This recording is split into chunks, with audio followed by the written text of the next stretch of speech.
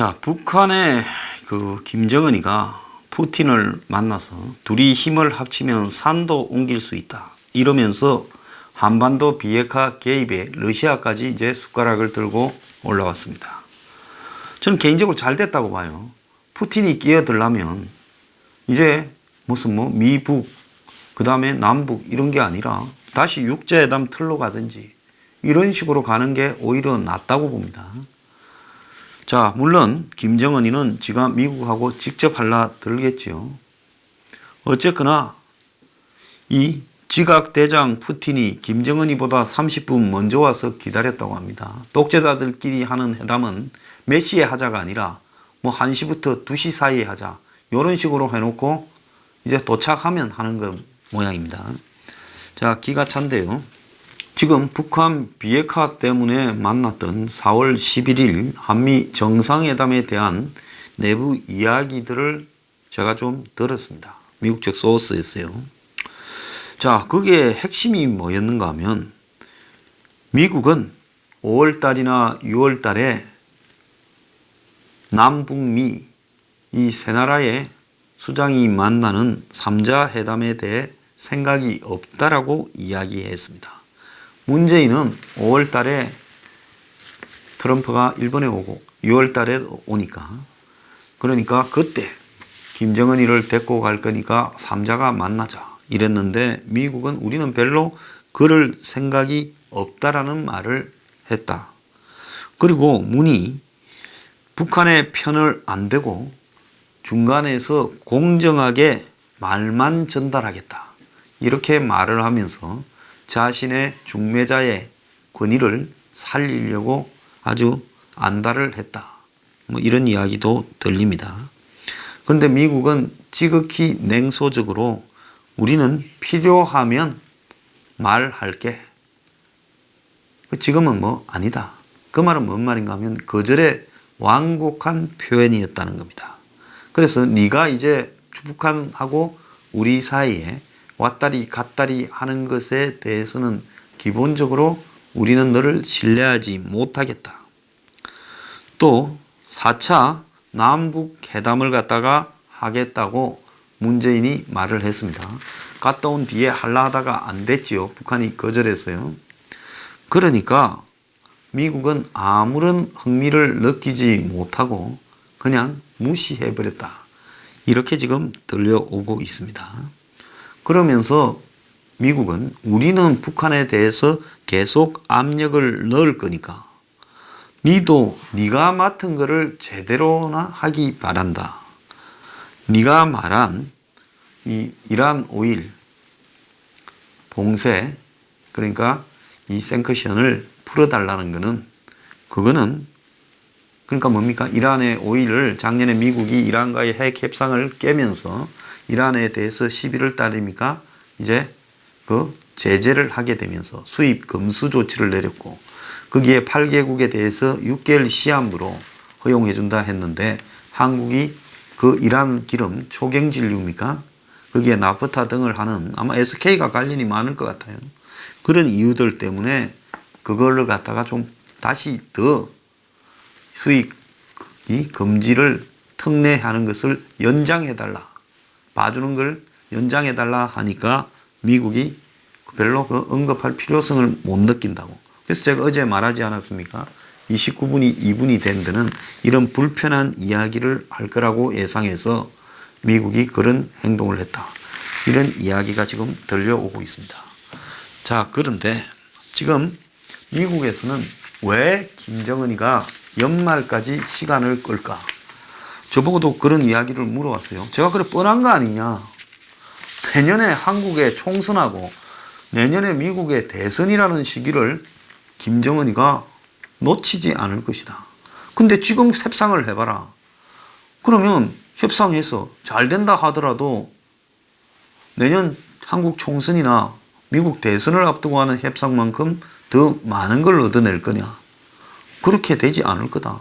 그러니까 가장 비싸게 사기를 쳐먹는 거는 타이밍이 몸값이 제대로 올라갔을 때 비싸게 얻어낼 수 있다. 그래서 몸값이 최고조일 때가 내년 3월이다.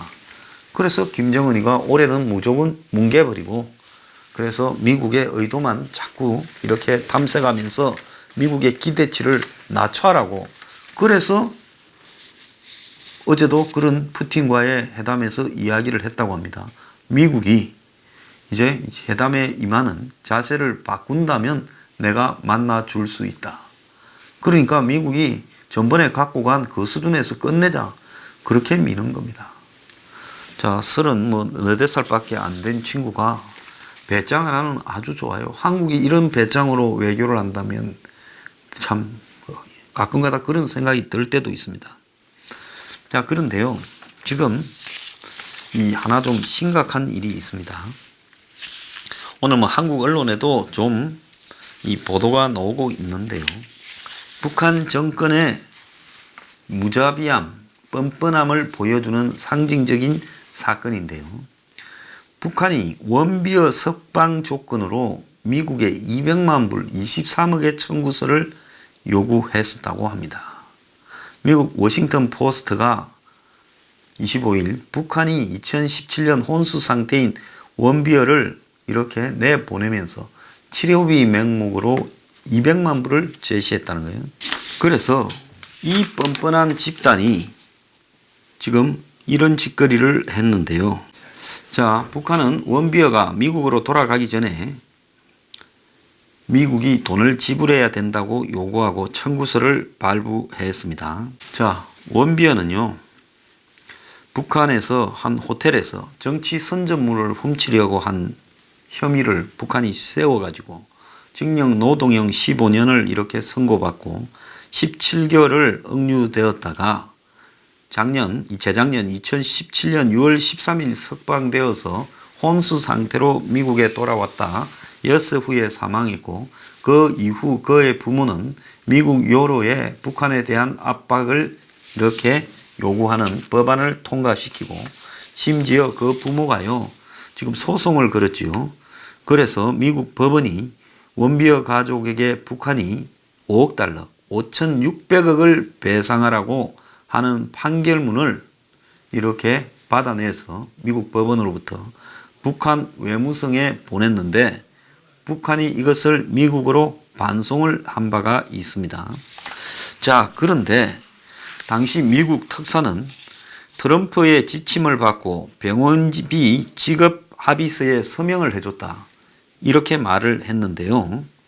이게 이제 미국에서 지금 난리가 나버렸습니다. 트럼프가 돈을 주라고 했다라고 지금 알려지는 이유가 되었습니다. 그리고 북한이 이런 식의 뻔뻔한 처사를 하고 있는데, 만약에 병원비를 청구한 것이 사실이고 이 몸값 지불을 했는지가 알려지게 되면 트럼프가 매우 심각해질 수 있다는 겁니다. 지금 미국에서 이것이 큰 정치적 논쟁이 되고 있는데, 트럼프는 몸값을 지불하지 않았다라고 이야기를 하고 있습니다. 당시 북한에 갔던 조셉 윤 육자회담 수석 대표는 틸러슨 장관에게 전화를 해서 북한 측에 청구 요구서를 전달했다고 하고, 틸러슨은 트럼프에 전화를 걸었고, 그리고 이 둘은, 그러니까 트럼프와 틸러슨은 서명을 해 주라고 했다는 겁니다. 그래서 이 서류가 재무부로 갔고, 재무부에서는 2017년 말까지는 미지급 사태인데, 이 트럼프가 이 돈을 지불했는지는 지금 알려지지 않고 있습니다. 백악관 대변인은 인질 협상에 대해 언급하지 않는다. 이 정부 들어 협상이 성공적이었다고 하나만한 소리를 했습니다. 그런데 미국의 이 신문에 기사가 좀 났어요. 워싱턴 포스트는 북한이 원비어 의료비를 충당하기 위해 미국 정부에 200만 불 이상을 요구했고, 북한이 원비어를 고문에 숨지게 했다라는 강력한 주장에도 불구하고 미국이 보상에 동의를 했다는 겁니다. 자, 그 상세한 내용을 보면 북한에서 미국에 제출한 청구서에 보면 미국이나 북한에 의해 공개되지 않은 엄청나게 뻔뻔한 내용이 담겨 있다고 합니다. 그러니까 원비어 치료하는데 얼마, 재어주는데 얼마, 약품에 얼마, 수술비 얼마, 밥값 얼마, 병원비 얼마 이렇게 다 청구한 거예요. 자, 원비어를 구출하기 위해 파견된 미국 특사는 트럼프로부터 전해진 지시에 따라 의료비 청구서에 서명을 했고, 그래서 그건 그까지는 분명히 사실이에요. 그래서 그 문제를 공개적으로 논의할 권한이 없었기 때문에 익명의 전제로 언론에다가 말을 했다고 합니다. 그런데 트럼프가 지금 재무부를 통해서 이 돈을 줬는지는 지금 불분명하지만, 트럼프가 김정은이하고 싱가포르가 하노이에서 두 차례 정상회담을 하면서 이 문제에 대한 이야기나 돈 지불 등이 있었는지가 지금 매우 관건이 되고 미국 정가에 엄청난 지금 이 소용돌이를 불러일으키고 있습니다. 북한은 원비어가 보톨리즘에 걸려 죽었다라고 이야기를 하고 있지만은 건강검진을 통해 원비어에 대한 신체적 고문의 증거가 결정적으로 드러나지 않았고, 트럼프는 몇 달 뒤에 원비어가 북한에 의해 믿을 수 없는 고문을 받았다 주장을 했습니다. 이 보톨리즘이라는 것은 신경 독소에 의해 발생하는 신경마비 질환입니다. 보통 이 균에 의한 식중독은 사망률이 30%다 이렇게 알려져 있습니다. 자, 그런데 트럼프가 올 초에 북한 독재자 김정은의 말에 따라 원비어에 대한 가혹한 처우를 전혀 모르는 것처럼 말을 해서 큰 비난을 받기도 했습니다. 자, 이 원비어의 부모는 성명을 통해 지난 3월요, 김정은과 그 사악한 정권이 우리 아들의 죽음에 책임이 있다면서 김정은과 그 사악한 정권이 상상을 못할 정도의 잔인한 방법을 통해 죽였는데 어떠한 변명이나 칭찬도 그것과는 바꿀 수 없다고 트럼프에 대해 비판을 했습니다. 자, 그런데 미국이 이 200만 불을 원비어 석방의 대가로 청구서를 내놓은 북한에 줬다고 하면, 그리고 그걸 갖다가 어쨌든 트럼프가 국무장관을 통해 조셉 윤에게 사인을 하라고 해서 사인해주고 데려왔다면, 북한이 미국에 대해서 비핵화 협상을 원하는 선의의 표시로 원비어를 석방한 게 아니라 결국은 몸값을 받고 원비어를 풀어줬는데, 미국이 지금까지 이걸 그렇게 속이고 원비어 데려온 다음에 북한을 규탄했던 것도 다 쇼라는 이야기입니까? 제가 트럼프라는 사람에 대해서 잘 믿지 않는 이유가요, 이런 부분인데요. 만약에 트럼프가 이 짓에 관련되어 있다면 저는 트럼프는 그야말로 진짜 미국 대통령으로서의 최소한의 품격이나 이런 신념을 갖지 못한 사람이라고 봅니다. 지금 이 문제는 미국 민주당이나 미국의 이 단체, 각종 단체들 쪽에서 또 언론 쪽에서 이야기가 심각하게 나오고 있고요. 이 문제가 점점 확산되어서 미국의 원칙에 대한 문제로 되어 갈 거라고 봅니다. 자, 트럼프 이 문제로 굉장한 궁지에 몰릴 수 있는데요. 제가 볼 때 200만 불을 줬을 가능성이 매우 크다고 봅니다. 만약에 그렇다면 트럼프는 그야말로 자기 대통령에 출마할 자격도 없는 사람이라고 봅니다.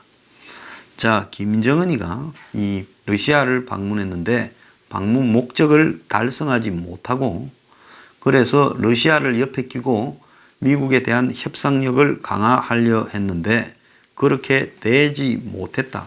한마디로 실패했다라는 지금 평가가 나오고 있습니다.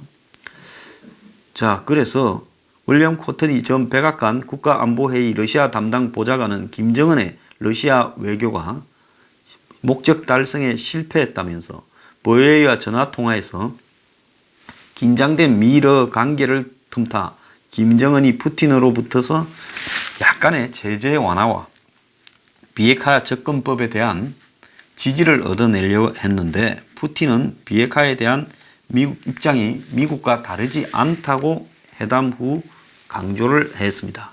그러면서 김정은이가 미국, 러시아, 중국 세 나라를 분열시킬 수 없다라는 점을 깨달았을 거라고 말을 했습니다.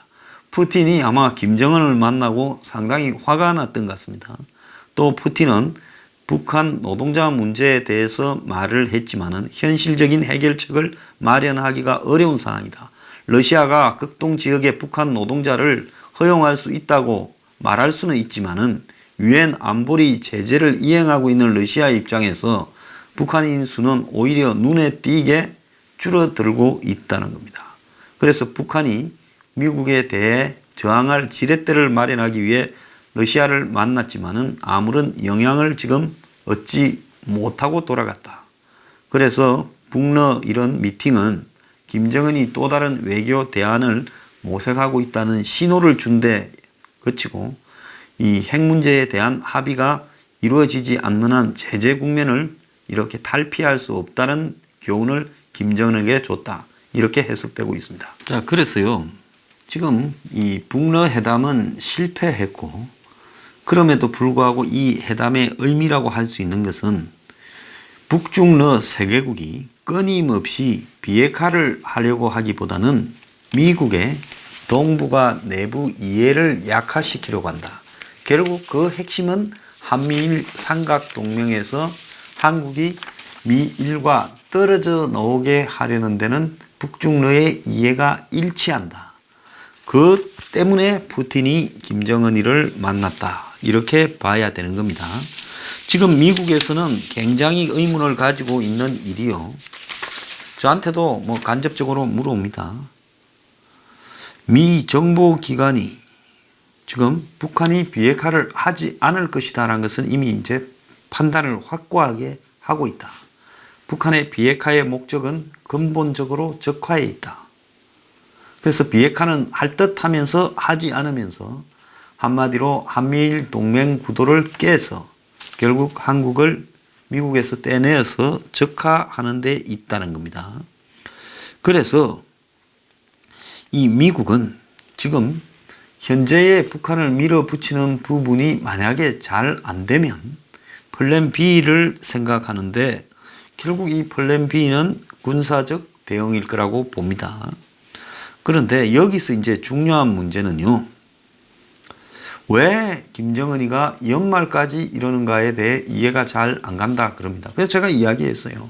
그건 두 번, 세 번 생각해도 100% 내년 3월쯤 김정은이가 기만적인 수를 던질 거다. 그 수는 가짜 비핵화 리스트일 가능성이 매우 유력하다.